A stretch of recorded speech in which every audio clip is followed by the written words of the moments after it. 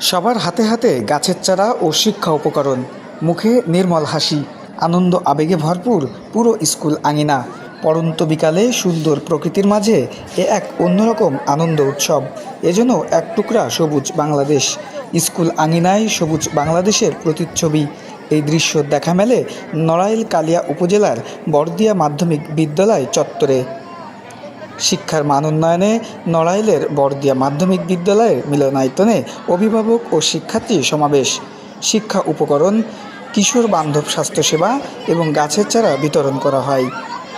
এ উপলক্ষে বুধবার বিকেলে কালিয়া উপজেলা প্রশাসন ও বাংলাদেশ পল্লী উন্নয়ন বোর্ড বিআরডিবির উদ্যোগে এসব অনুষ্ঠান ওই বিদ্যালয়ের ২৫০ জন ছাত্রছাত্রী ও তাদের অভিভাবকদের অংশগ্রহণে।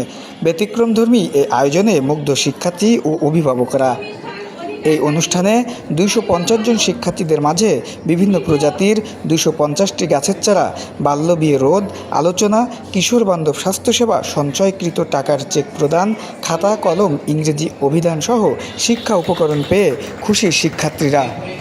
বাংলাদেশ পল্লী উন্নয়ন বোর্ডের কর্মকর্তারা জানান, শিক্ষা জীবন থেকেই সঞ্চয়ের মানসিকতা গড়ে তুলে সঞ্চয় সেবা, কিশোর বান্ধব স্বাস্থ্যসেবা ও সচেতনতামূলক প্রশিক্ষণ সহ নানা বিষয়ে শিক্ষার্থীদেরকে উৎসাহ করতে ব্যতিক্রমধর্মী এই উদ্যোগ নেওয়া হয়েছে। আয়োজকরা জানান, একজন শিক্ষার্থী যদি প্রতি মাসে ২০০ টাকা করে বছরে ২,৪০০ টাকা সঞ্চয় করে জমা করে, তাহলে সরকারি প্রণোদনা পাবে ৪,৮০০ টাকা। ফলে বছর শেষে একজন শিক্ষার্থী পাচ্ছে ৭,২০০ টাকা। এতে তার লেখাপড়ার খরচ চালিয়ে নেওয়া সহ আর্থিক সুবিধা হচ্ছে। নড়াইলের ৬টি মাধ্যমিক বিদ্যালয়ে দারিদ্র, মেধাবী ও ১,২০০ শিক্ষার্থী এই প্রকল্পের সুফল পাচ্ছে। তবে ১৮ বছর আগে অর্থাৎ বাল্য বিয়ে হলে ওই শিক্ষার্থী সরকারি প্রণোদনার টাকা পাবে না, শুধু তার জমাকৃত টাকা পাবে।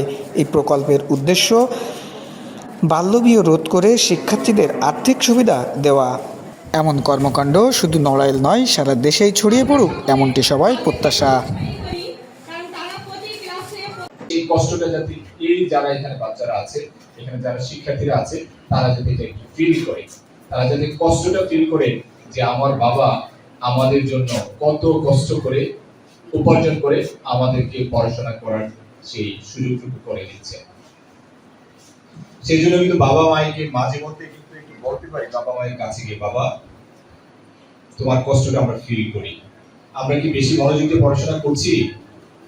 আমরা কি শুধুমাত্র টাকা ইনকামের জন্য চিন্তা করে বসে আছি, বড় একজন কোনো একটা পদে যাবো, সেখান থেকে টাকা ইনকাম করবো, নাকি বড় একজন মানুষ হবো, ভালো একজন মানুষ হবো, সেই চিন্তাটা করছি? যদি আমরা ভালো মানুষ না হই, তাহলে টাকা পয়সা অনেক ইনকাম করতে পারবে, কিন্তু এই টাকা পয়সা খুব কাজে আসবে না, বরং উল্টা কিছু হতে পারে।